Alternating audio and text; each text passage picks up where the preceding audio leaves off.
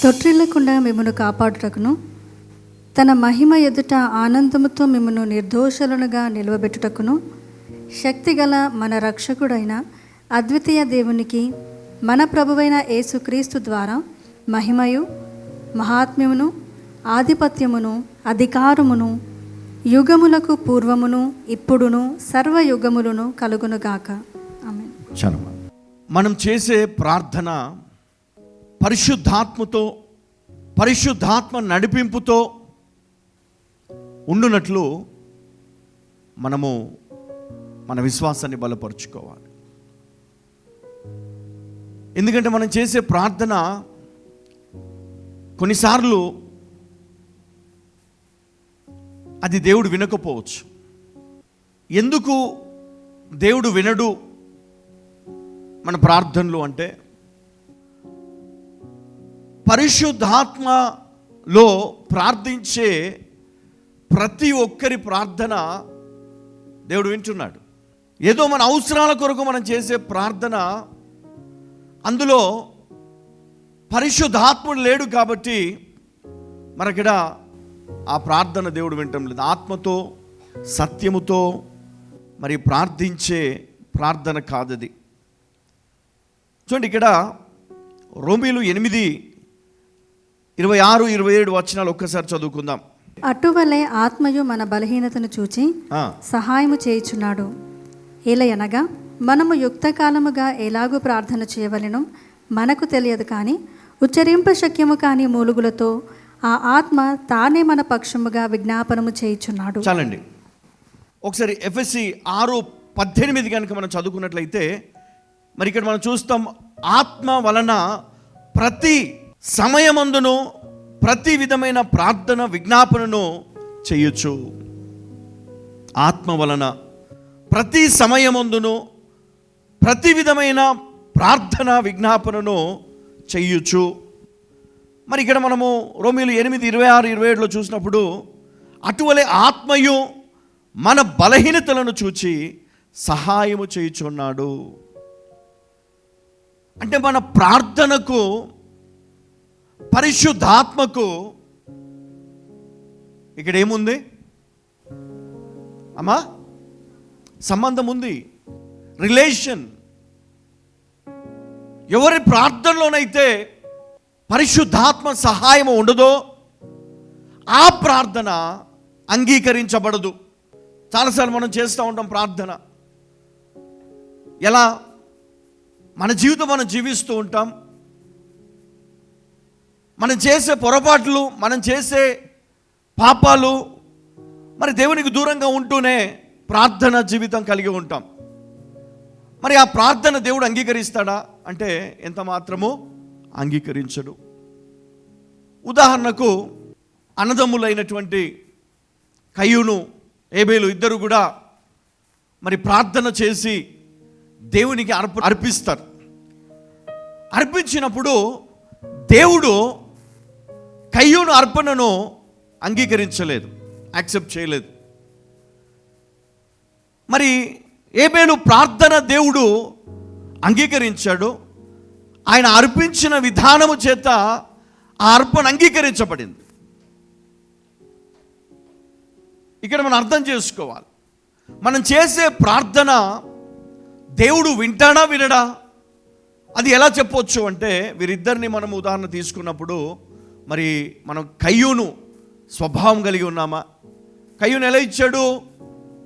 ఇవ్వాలి కదా, చెయ్యాలి కదా అన్నట్టుగా. మరి అతని సహోదరుడు ఎలా ఇచ్చాడు అంటే, దానిని చాలా శ్రేష్టమైనదిగా ఎంచుకున్నాడు.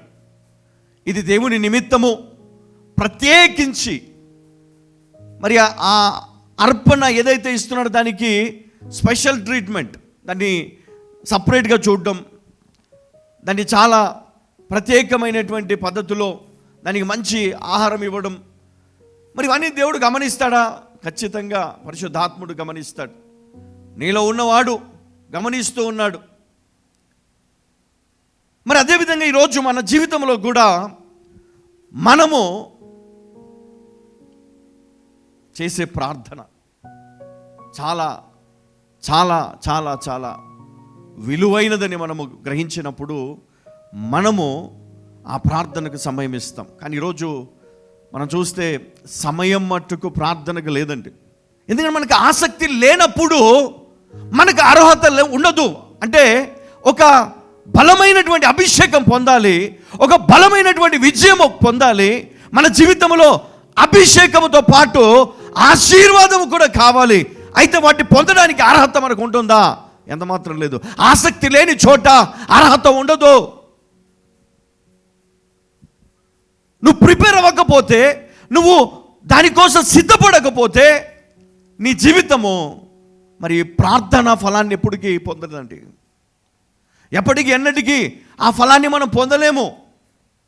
మరి ఆ ఫలం మనం పొందాలి, మన జీవితం మారాలి, మనము బలమైన అభిషేకముతో నిలబడాలి అంటే గనక మనం ఖచ్చితంగా దేవునికి ప్రార్థన చేయడానికి సమయం ఇవ్వాలి. ఒకవేళ ఇవ్వట్లేదు అంటే గనక నీలో లోపం ఉంది. దేనికి నువ్వు ప్రాధాన్యత ఇస్తున్నావు? దేనికి ప్రాధాన్యత ఇస్తున్నావు గమనించాలి. మనం దేనికోసం అయితే మనం ప్రాధాన్యత ఇస్తున్నామో మరి దేనికి ఇవ్వటం లేదో ఈరోజు మనం ఆలోచన చేయాలి. ఎందుకంటే అటువలే ఆత్మయు మన బలహీనతలను చూచి సహాయము చేయుచున్నాడు.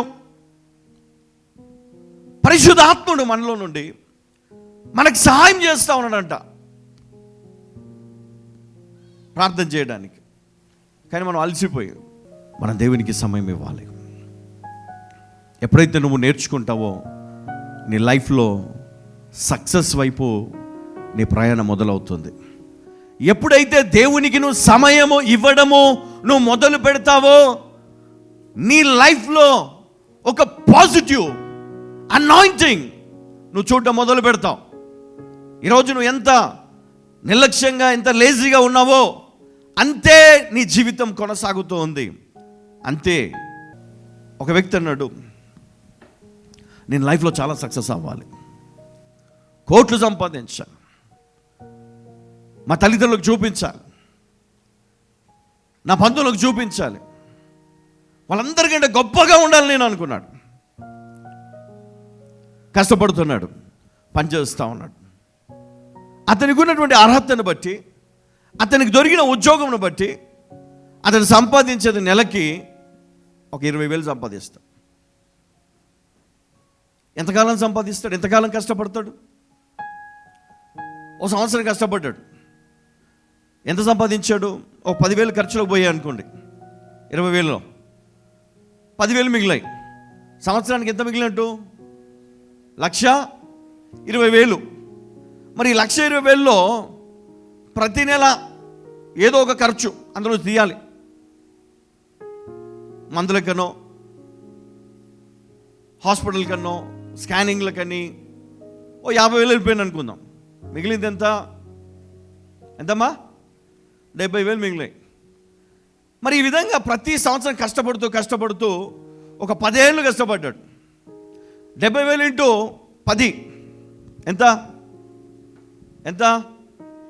7 లక్షలు. ఈ 7 లక్షలు ఆయన కూడబెట్టాడు. 10 సంవత్సరాలు నేను కష్టపడ్డాను. మధ్యలో కొన్ని ఇంక్రిమెంట్స్ అవి వచ్చినా కూడా అన్నీ ఖర్చులు అయిపోయాయి. మధ్యలో కావాల్సిన అన్ని కొనుక్కున్నాడు, బైక్ అది ఇది ఈఎంఐ అన్నీ పోయినాక మనం 7 లక్షలే పట్టుకుందాం. ఇల్లు కొనుక్కోవాలి, కొనగలడా?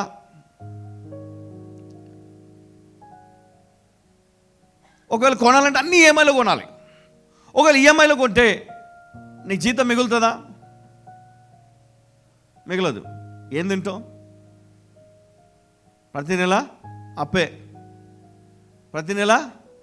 అప్పే. నీకు బైక్ కావాలి, నీకు ఇల్లు కావాలి, నీకు బంగారం కావాలి, అన్నీ కావాలి. నీకు వచ్చేది ఎంత? చాలా తక్కువ. మనం ఎప్పుడు జయిస్తావు? నువ్వు అన్నావు కదా, శపథం చేసి అందరికంటే గొప్పగా ఉంటానని. ఏమైంది? ఎప్పుడు సాధిస్తావు? 10 ఏళ్ళు కష్టపడ్డా, 20 ఏళ్ళు కష్టపడ్డా, 30 ఏళ్ళు కష్టపడ్డా నువ్వు అంత సంపాదించలేవు. ఒకే మార్గం ఉంది. ఏంటో తెలుసా? ఒకే మార్గం ఉంది. దేవుడు ఒకడే మనకు మార్గమై ఉన్నాడు. ఎందుకంటే దావీదును రాజు చేసిన దేవుడు కదా. దావీదును ఏం చేశాడు? రాజుగా చేశాడు. ఒక గొర్రెల కాపరి రాజు అయితే ఆ రాజకుమారుడు ప్రపంచములోనే గొప్ప జ్ఞానము గలవాడు, ఐశ్వర్యము గలవాడు. మరి అంత గొప్పగా ఆశీర్వదించిన దేవుడు నిన్ను ఆశీర్వదించడా? నీ జీవితాన్ని మార్చడా? నిన్ను ఉన్నతమైన స్థితిలో పెట్టడా? అమ్మ, ఎంతమంది నమ్ముతున్నారు పెడతాడు దేవుడు అని? తెలిసి కూడా ప్రార్థన చెయ్యరు. అందరికీ తెలుసు, అందరం జ్ఞానులే కదా, అందరికీ వాక్యం తెలుసు. కానీ ప్రార్థనకు నీవు ఏం చేయట్లేదు? వెనకకి తిరిగి చూడు ఒకసారి. నీ వాళ్ళు, నీతో చదువుకున్న వాళ్ళు ఎదుగుతూ ఉన్నారు, బ్లెస్ అవుతూ ఉన్నారు. నువ్వు అనుకోవచ్చు, అరే నేను దేవుని బిడ్డను, అయినా నేను బ్లెస్ అవ్వట్లేదు. మరి వాళ్ళు ఎందుకు బ్లెస్ అవుతున్నారు? వాళ్ళు చేసేది వాళ్ళు చేస్తున్నారు, నువ్వు చేయాల్సింది నువ్వు చేయట్లేదు. అంతే తేడా. దేవుడు కూడా మనకు సహాయం చేస్తాడంట. మన బాధను చూసి, మన ఇబ్బందులను చూసి, మనం లేమిలో ఉన్నప్పుడు, వ్యాధిలో ఉన్నప్పుడు, సమస్యల్లో ఉన్నప్పుడు దేవుడు ఏం చేస్తున్నాడు? సహాయం చేస్తా ఉన్నాడు. ఇక్కడేమన్నాడు? అటువలే ఆత్మయు మన బలహీనతలను చూచి సహాయము చేయుచున్నాడు. ఏలైనగా మనము యుక్తముగా ఎలాగూ ప్రార్థన చేయవలనో మనకు తెలియదు కానీ, ఉచ్చరింప శక్యము కానీ మూలుగులతో ఆ ఆత్మ తానే మన పక్షమున విజ్ఞాపన చేయుచున్నాడు కదా. ప్రార్థన చేస్తూ ఉన్నాడు, విజ్ఞాపన చేస్తూ ఉన్నాడు. ఎందుకంటే మనకు తెలియదు, మనకు రాదు, మనం నిర్లక్ష్యం చేస్తాం. చులకన్నా దేవుడు అంటే ఉన్నాడులే. మనం చేసే ప్రార్థన ద్వారా మన జీవితం మారుతుందంటే మనం నిర్లక్ష్యం చేయాలా? ఎంత మాత్రమో చేయకూడదు. హల్లెలూయా.